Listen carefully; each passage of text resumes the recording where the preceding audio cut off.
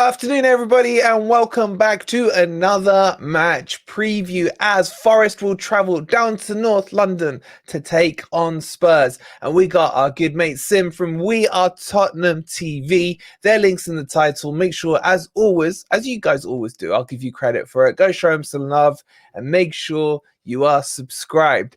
Sim, how are you, buddy? Yeah, I'm doing all right, thank you. Spurs in decent form at the moment.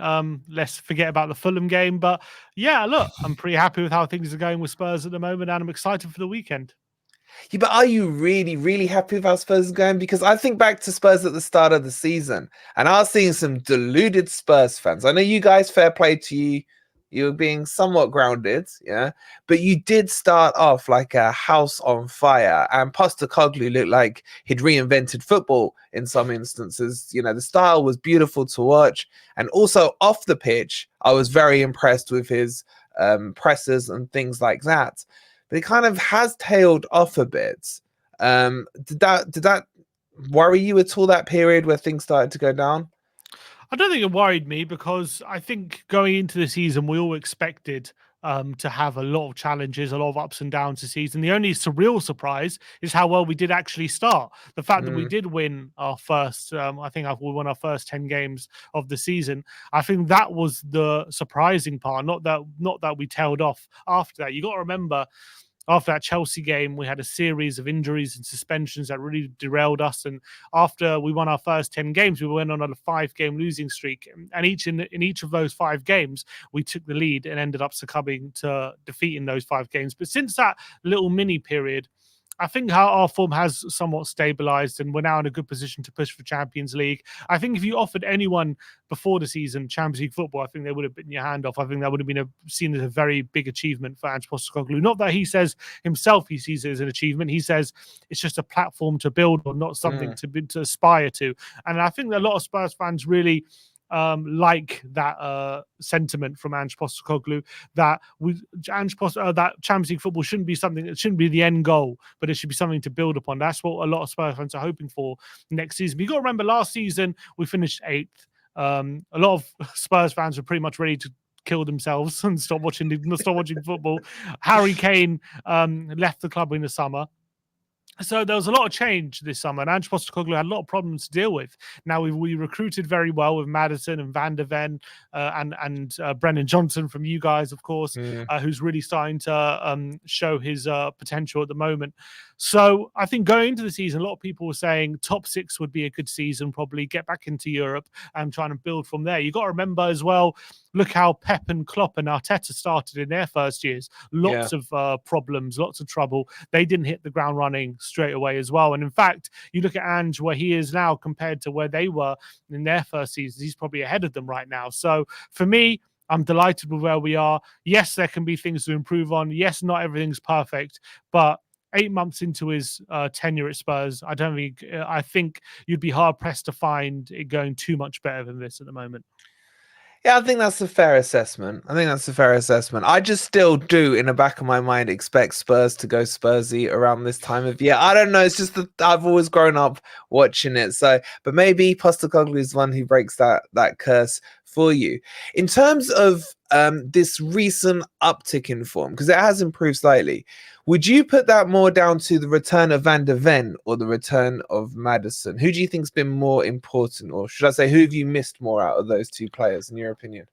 Definitely Van der Ven. I think our defense is a complete different animal, different beast when Van der Ven is in the back line. And the amount of attacks he stops with his recoveries, like the amount of times there's a ball over the top, which if it wasn't Van der Ven there would be in on goal and probably have a good chance of scoring, is countless. And he makes so many recoveries during the game. I think he's probably been our most important player this season, the way he's performed. So I think Van der Ven we've definitely missed more. Maddison, obviously, he's come back from injury in January. Definitely hasn't been as good as he was in the first 10 games of the season. He looks off it a little, like he's still not 100% match sharp. I don't know. I don't think he's been poor. I think he's actually had a pretty decent level, but when you're comparing him to what we know we can do, it's definitely Yeah. not nowhere near as good as that. So definitely Maddison, we want him to get back to those levels he was showing early in the season where he was a goal contribution machine, chance creation machine, and really helped Spurs control games. I still think he's doing that element, but for some reason, those goals and assists aren't as frequent as they used to be. And that's, I think, the big difference. And then let's talk about our boy, one of our own, Brennan Johnson. There was very early on when he joined Spurs, there was a segment of the fan base that were really looking for blood from him. That how have we spent 50 million, well, just under 50 million on him? What a waste of money, etc. But his form has turned around. From a Spurs perspective, how have you seen him from kind of inception, if you like, to where he is now under Postecoglou? Is it what you expected? I think when we signed him, there was a lot of eyebrows raised, paying near 50 million for a player who's only had one season in the Premier League. Yes, he still did score 10 Premier League goals for Nottingham Forest, but a lot of fans were questioning whether he truly showed star quality or was he just an effective player in a counter-attacking system that Forest played last season. I was one who felt I was happy with him. I wasn't unhappy with the signing. I did feel like we overpaid. I think that was fair to say. I didn't feel like he was probably worth 50 million, but I did think he was a good player, and I wasn't unhappy to have him join the squad. I wouldn't think he was a player that would make us worse or anything like that. So I was excited to see him. Obviously, he did have a fairly difficult start. You got to remember, he came injured, didn't have his first start until September. Against Arsenal, he made his first start, and then he actually got injured in that game. So he had a very stop-start to his Spurs career. And then at the beginning, he was playing off the left, and he didn't seem very effective. Obviously, he's a player who likes to go down the line, be on his strong foot. But then he did, I think around December time, have a string of performances playing off the right-hand side. I remember when we had a few injuries against Aston Villa, against Newcastle at home. He was playing off the right-hand side, and all of a sudden we started seeing a lot more of an effective player. And also what's now become a staple of his game is that whipped ball across the face of goal, which I don't know about you, but at Forest, that wasn't something I saw too often from him, that really quality delivery from the right-hand side. What I saw more from him was an ability to run in behind and obviously have a good finish on him and hurt teams that way.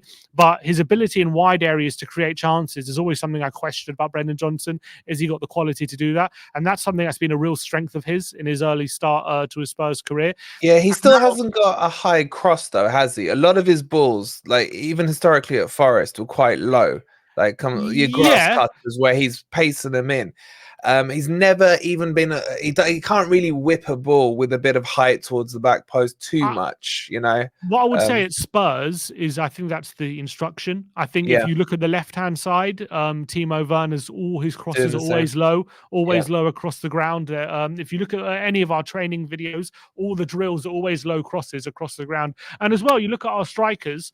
Obviously, Richarlison is known for his heading ability, but a lot of his goals have come from just one-touch finishes across the ground. And obviously, Son isn't the biggest. You're not going to really see him winning any headers. So I think the best way to reach him is a drilled ball across the face of goal. And I think Brennan, I got to give him a lot of credit because that's something he's really shown he's got the ability to do on a consistent basis. I think he's now on 8 assists this season, and pretty much all of them, I would say, of the 8, probably 6 of them are from low crosses across the face of goal and running in behind his defender. So he's something that's he's really starting to master. And as well, that ability to arrive at the back post, his timing of the runs, making sure that when the opposite winger is in the box about to pull a ball across the face of goal, he is there at the back post, making sure he's getting in ahead of the defender for those tap-ins, and he's doing a really great job of that. I think he's now on 5 goals a season, and also quite impressively, more recently against Aston Villa, he started on the left-hand side and had a much better performance and scored a really nice goal, cutting into the far post with a really nice finish. Sorry. Apologies. And so he's showing an ability to adapt a bit more, play on the left and the right. And I think the more time Ange has had with him, the better he's becoming. Yeah, it was interesting, the experiment with him on the left-hand side, because it's something I always wanted to see be tried out, because if he could cut in onto his right and then maybe finesse a shot in, etc. But he's just so much more natural, I think, on that right-hand side when he goes to play. What you don't want to experiment with is with him down the middle too much, because I don't think Cooper did that quite a bit. He tried to play him as a 9. It didn't quite work there. He kind of needs the grass to run into in front of him. But the other player you're trying to nick off us, if you believe the stories, is Morgan Gibbs-White. Like, you just got Maddison. What would you need another 10 for? I don't get the plan here. Or are you just trying to sniff out a bargain because of Forest PSR issues? Probably the latter, I'd assume. Obviously, we're in that number 10 position at the moment. We have Maddison, who's done great since he's come in. We have Giovanni Lo Celso, who's a really good player, but can never stay fit. Potentially, Dejan Kulusevski has shown a potential to play in that number 10 position as well. But there's a lot of rumours that we're looking for kind of another number 8 to kind of battle with Pape Sarr in the midfield. There's, we've been heavily linked to Conor Gallagher, and maybe we look at Morgan Gibbs-White as a player who can play back up to Maddison and as well fill in next to Maddison, potentially because of his physicality, his high work rate. Maybe he can turn into a player who does those defensive responsibilities to a good enough level where he can also be a number 8. And as well, we know how creative he is, how good he is from an offensive point of view in and around the penalty area. He's really shown the last couple of years a progression as a Premier League player, and he's now I think a fantastic midfielder. So I do think if you weren't going through these PSR issues, I don't think it would even be on the cards, because I think first of all you demand too much, and I don't think we would be interested in him unless we feel like we could get a bargain deal. What do you think he's worth? What would you say he's worth? I would say about. Well, look, we signed Maddison for 45 million, but I got to take into account he had 1 year left on his deal. I don't know how long. How long does Gibbs-White have left? There's also 1 year. He's got till 27, I think. He's got a couple. Okay, so he's got a few years. I would say he's probably a 50 million pound player. I would say. I don't think that's the same price you paid for Johno. I think, Brennan. Yeah, I said we overpaid. I still think that we probably did overpay for Johno. Obviously with PSR, I'm thinking Tottenham. If Tottenham feel like they can get him between 40 and 45 million, that's probably something they'll go for. I don't see them spending more than that on him, to be honest. But I think they would see that as like a value in the market, and Daniel Levy just loves that. And he's a shark. He's like a shark in the water when he smells blood. He is. It's an interesting one, because if you believe the papers, which I don't, the total value of Morgan from Forest was up to 42 million. We paid for him, but in reality, it was about 25 million up front, and then there's been add-ons. But a lot of the add-ons were unrealistic, like Forest finishing Europe in the first season, him to get an England international call-up in the first season or two, whatever it was. So I think at the moment, Forest have paid somewhere between 30 and 35. So I'd be surprised, unless we are pressured under PSR, if they'd go for around 40 to 45. I think 50 would be like the starting of the negotiations potentially. But obviously I've got my Morgan Gibbs-White goggles on when I'm talking about it. So I don't know. Levy's a hard bastard with this, isn't he? It's something we've done in the last 2 windows. I know Leicester were under pressure to sell, and you look at them now, they're in financial trouble, and they had to sell Maddison before a certain date, and we exploited that. Richarlison was the same thing. Everton had to sell before a certain date. They wanted 80 million, and we ended up getting him for 60 million. 50 million plus 10 million in add-ons because they had to sell by a certain date. So it's not Levy's not a stranger to this situation, put it that way.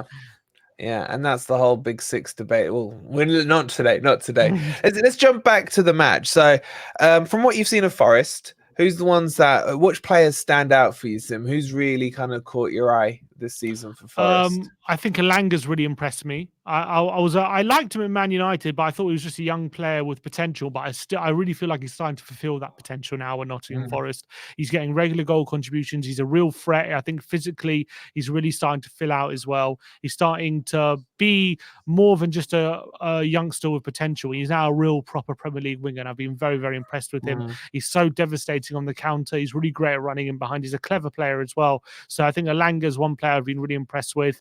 I really like what's his name? It's one of your midfielders. I'm not sure if it was Danilo or Dominguez. I can't remember which one it is. There's one that's been scored a few goals. Danilo might have been Danilo. Danilo scored against Brentford from the edge of the box a couple of weeks ago. Might have been him. Dominguez, yeah. He's maybe it's both of them I like. Maybe it's They both of are them. both decent. They are both Yeah. decent. The good choices. I like the look of both of them. I think Danilo's quite a good ball carrier, isn't he? He's quite a tricky customer in that central midfield. I've been quite impressed with him. Obviously, Gibbs White goes out saying he's been brilliant. I was a massive fan of Arioni before he got injured. I thought like, he ended last season so well, and then Yeah. he started this season like a house on fire. I was thinking, this guy, he's big, he's strong, he's actually got a bit of pace about him as well. Can Yeah. run in behind, and he's got a good finish, and he's a real handful, isn't he, when he's on his game? But Yeah. I don't know. Since he came back from injury, he did score a few, but he doesn't look quite the same player. I don't know if he's injured still. Don't know if He's he got injured re-injured. again. He's still not perfect, but when he's fit, he goes on a run, he gets a good hot streak going. So Do you but feel he's like injured again. Arioni is a player at his best that could be at a top six club, or do you not think he's at that level? Shall I be honest with you? Most of the top 6 clubs, when we do the preview stuff, they end up impressed with him during the match he plays against them because he's really physical up against a good defender. But I don't think his touch is good enough. There's a bit of a Lukaku touch to him, if that makes sense. Just a little bit of that. Could it get better? Maybe, but if I'm being honest, I don't think he's top 6. And now, if you want him, 35, 40 million, he's all yours. But yeah, he's a good player. Maybe the injury record is not the best. It's Actually, the one other injury record. Yeah, injury record is holding about. One other player Yeah, actually I like is your centre back Murillo. He's a fun centre back to good watch, isn't choice. he? Good He's a lot choice. of fun. I like watching him. He kind of puts himself about. He doesn't mind a shot, doesn't he, from like 30 yards. He doesn't mind taking one. He likes to go for it. And he's a bit of a dribbler. Sometimes you find him on the right wing doing dribbles and stuff. He's a very fun defender to watch. He's my favorite player, and if we keep him this summer, I will be shocked. He's already linked to Liverpool, Arsenal, PSG. No doubt Levy will come sniffing at some point in the summer, but there is talks either going to be him or Morgan Gibbs-White that goes. But he is sensational. Again, every team we've played against, apart from Villa, where he had a bad game, they've all been impressed with him and like we would take him. I think he could play top 4 comfortably. Wow. He wouldn't break stride. He is that good. And we've got a good tradition of centre backs, and I've seen Des Walker play. Stuart Pearce. We've had good pedigree, and this guy stands out. Like, he is quality. So you think in a better team he would up his game? Because obviously defensively you've been okay. You don't concede too many goals, I guess, but you're not like the most watertight team. But do you feel like if he had better defenders around him, that would up his game levels? You reckon? Put it this way, all the Liverpool fans I've spoken to have said if he was going to be the Virgil van Dijk replacement, they could see that quite comfortably. Wow. He is. Keep an eye on him at the game on Sunday. Now I probably jinxed him, but honestly, he's like you said, he can dribble the ball out. He's stocky. The only weakness I think he has, which he's working on and has improved, is sometimes he gets under the ball on an aerial cross. But he's improved on that already, and he's only 21. So he's really young. He's 21. I thought he was older than that. No, oh wow! 21. Yeah. Oh, he looks a bit more mature because he really puts himself out. He looks so confident, isn't he? He's not scared of anyone. He'll put in a challenge with anyone. I mean, maybe a bit like Romero. So he comes across sometimes as a bit rash, but I think more often than not, he'll make a good challenge.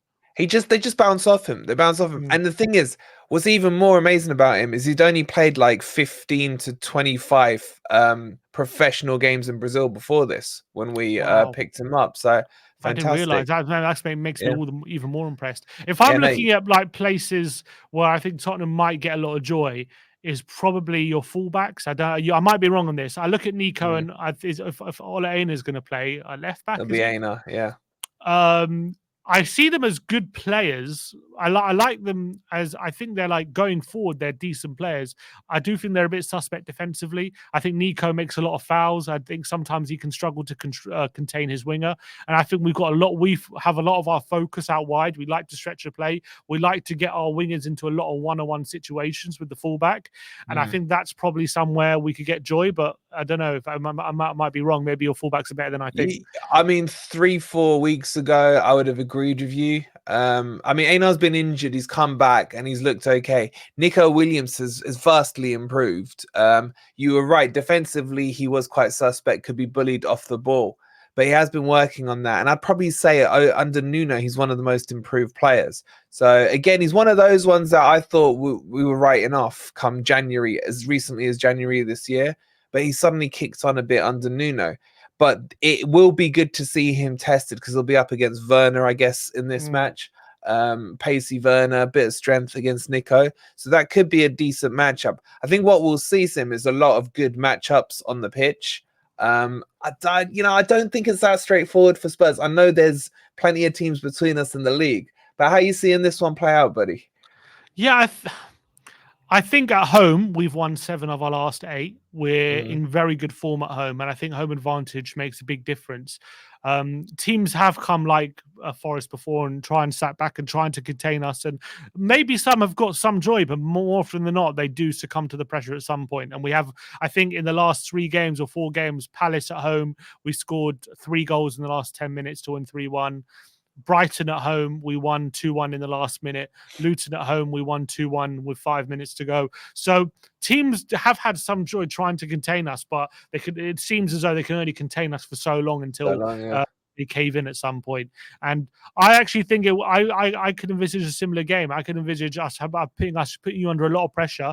I can envisage maybe Forest getting a goal on the counter through like a Langer or maybe from a set piece or something or Gibbs White, and trying to hold us out. But I think I reckon it could be another late show. I reckon it could be another late winner for Tottenham on Sunday. Based on how I've seen you play against some of the top teams, you do tend to give them a bit of a game and make it difficult.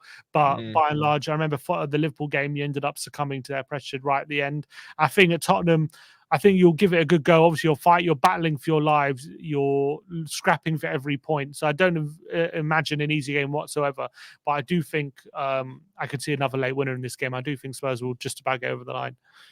Oh, we're so beating you, man. I can feel it. I've got the feeling in me. I haven't had it since the Man U game a good few weeks back. That's what the taste of victory does to you. It does. I'm just so reactionary. We beat Fulham last week. We're the best team in the world. The week before that, I was saying sell them all, right? So it's like, it just depends. I'll swing with the wind. Listen, guys, make sure you go out and subscribe to We Are Tottenham TV, one of my favorite Forest channels. That's because my favorite Spurs channels to check out on YouTube. Sim, it's been an absolute pleasure as always. You've been so generous with your time, buddy. And I hope you guys get top 4 or top 5, whatever you need. Just take the smashing this weekend. Yeah, Johno own goal, will be more than happy. Yeah, but guys, thank you so much for watching. Make sure you like and subscribe. Go check out We Are Tottenham TV, and we'll see you on the next video. Come on, you Reds.